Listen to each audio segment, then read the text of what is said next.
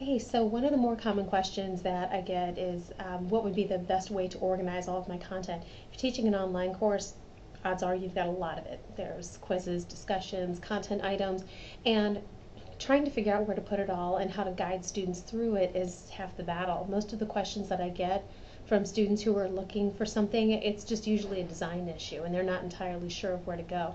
So what I'm going to do here is show you the difference between organizing multiple items in a content folder, in a learning module, and in a lesson plan. There are three options that in Blackboard that will allow you to organize all of those things.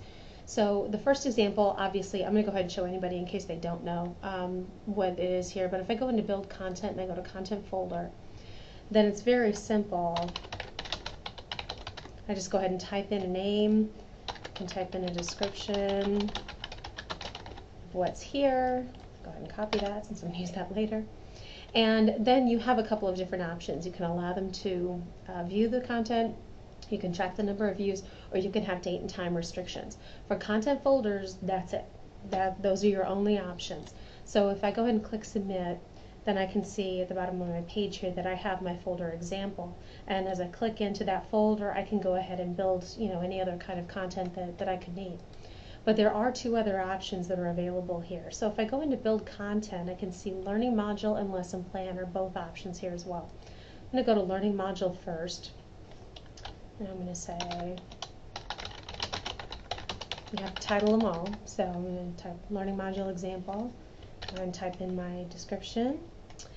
And now you can see it gives you some more options, things that were not, available before. So do you want it to open, in a brand new window when they get to it? You still have the standard options, view the content, track the number of views. You can actually enforce the sequential viewing. So if you want them to go from step 1 to step 2 to step 3, you don't want them skipping around, which is a possibility in the content folder unless you provide some access restrictions, then you can block it, but it's not an inherent part of the tools in the content folder. So that you can do here. So that could be one area of your course where you really want them to go step 1, step 2, step 3. So this could be a better option for you.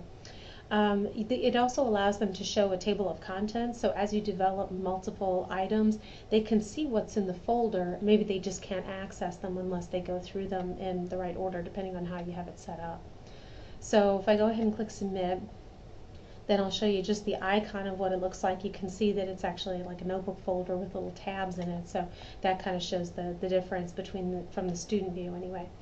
So finally, if I go down to Lesson Plan, this one looks a little bit tricky, and it seems like it's something that's only relevant for the K-12 environment. In fact, that's really what I thought too for the first year or so that it was out, and now it's all I use. So I should have dug into it a little bit deeper earlier.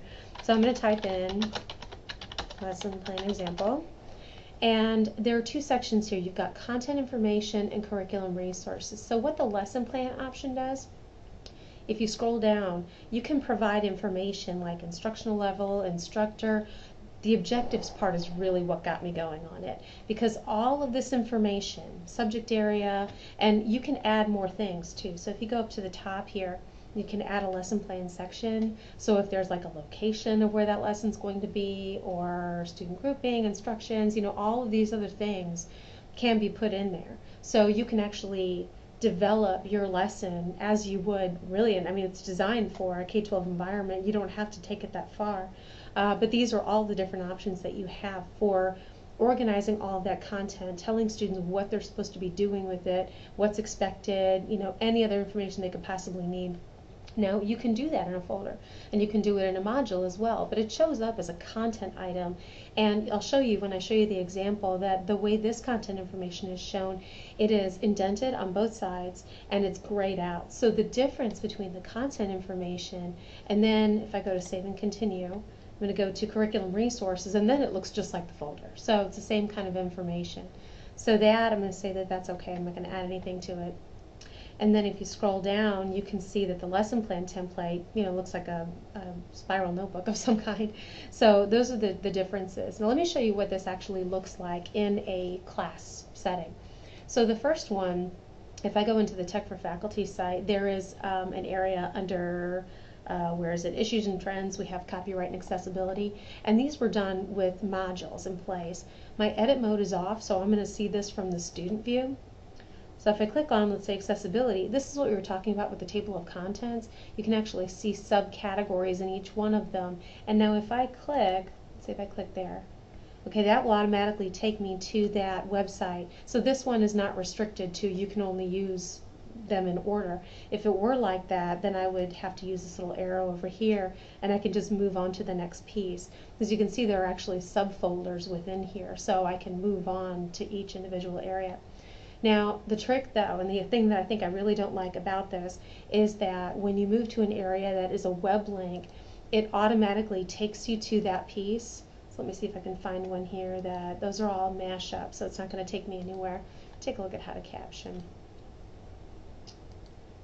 Okay, so this is the one that took me directly to another website, which is great. I mean, that's what it's there for, but sometimes it confuses students and they have to think, where do I go back to see the course? So that's probably the only complaint that I have about it.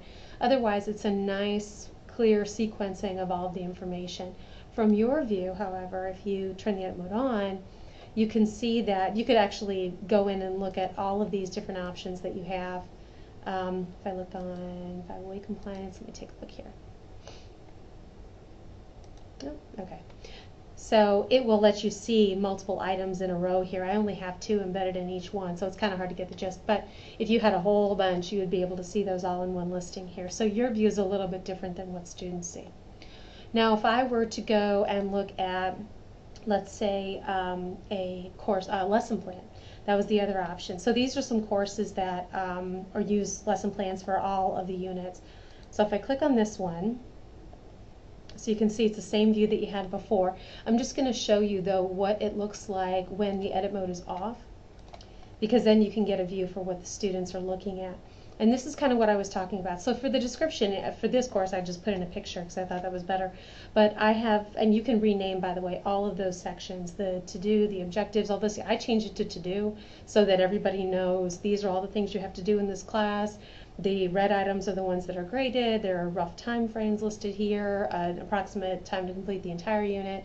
So you can see that this looks different than everything else here. So it just gives them a different mindset when they're looking at this. They know that it's a description and they can always go back to it as they move through the unit.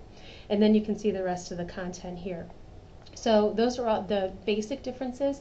I've also included some videos on how to actually set up these things in detail if you want to explore it. Definitely try at least one new one to see what you think of it. Okay, thanks.